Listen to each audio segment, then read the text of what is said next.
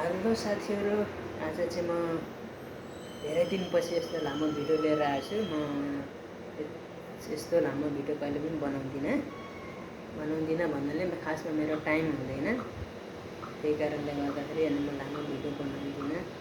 छोटो छोटो सर्ट भिडियोहरू चाहिँ हालिरहेको हुन्छु। मैले प्रायः जस्तो दिनकै हालिरहेको छु। आज चाहिँ म के को विषयमा बोल्दै गइरहेको छु भने आज चाहिँ अफ्रिकन कप इसको बारेमा सुन्नु होला। जो देख्नुभयो होला अफ्रिकन कपको फाइनल थियो, कसले ट्रफी उठायो, कसले जित्यो भनेर म धेरै एक्साइटेड छु। म धेरै खुसी छु होइन, किनभने यो टिममा खेल्ने मान्छेले उठाएको छ र मलाई मनपर्ने प्लेयर पनि हो। सेकेन्ड प्लेयर फर्स्टमा चाहिँ रोनाल्डो हो, सेकेन्डमा नि त्यस्तै हो। अनि मान्छेहरूले पहिले धेरै भन्थे क्या, पोर्चुगलले केही गर्न सकेन, केही गरेन, मोरोक्कोसँग हारो, एउटा मोरोक्कोले जित्न सकेन, 1 गोलले हारो भनेर। आज देख्यो होला नि, खेलको साथसाथ भाग्य पनि चाहिन्छ। हामी जो खेल्छौँ त्यसको साथसाथ हामीलाई भाग्य पनि चाहिन्छ। किनभने हिजो देखिहाल्यो होला फाइनल 90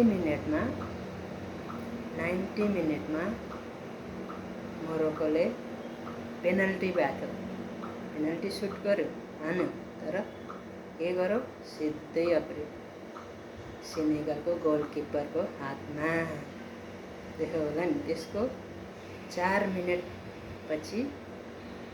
मिनटमा ठ्याक्क के गर्यो, सेनेगलको प्लेयरले गोल हान्यो र त्यही गोलले सेनेगल च्याम्पियन भयो। यो दोस्रो च्याम्पियन हो। त्यहाँभन्दा अगाडिको पनि 2022मा पनि मानेले नै जितेको थियो, सेनेगलले नै जितेको थियो इजिप्टसँग होइन, पेनल्टी किकमा। त्यही भएर खेलको साथसाथ नि मान्छेलाई भाग्य पनि चाहिँदो रहेछ कि, भाग्य नै हुनुपर्दो रहेछ। त्यही भएर म धेरै खुसी छु। जस सादियो मानेले जित्यो, राम्रै भयो। र अनि यसपालिको 2022को चाहिँ वर्ल्ड कप जित्न सकेन पोर्चुगलले होइन, तर यसपालि चाहिँ जरुर जित्नेछ, यो कन्फर्म हो होइन। जसले हेरिराख्नु भएको छ कन्फर्म हो। पछि यो मैले अहिले नै भनिदिइरहेछु होइन, त्यो जित्छ एकदम, अफकोर्स जित्छ पोर्चुगलले 2026को चाहिँ। त्यही भएर अब सादियो माने पनि अफ्रिकन कप खेलिसक्यो, अब ब्याक आउँछ अल नासरमा।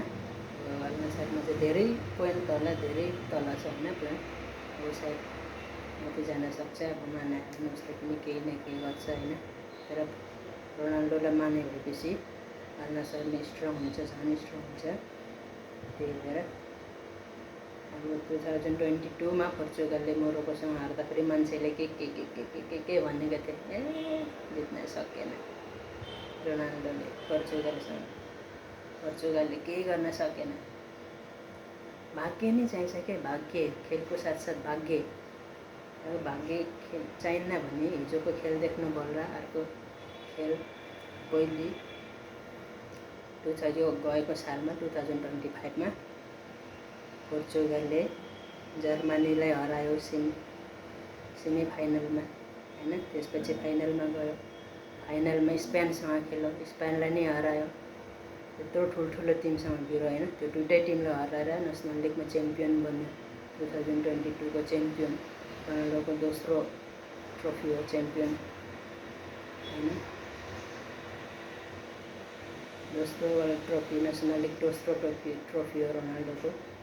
त्यही भएर खेलको साथसाथ भाग्य नै चाहिन्छ क्या।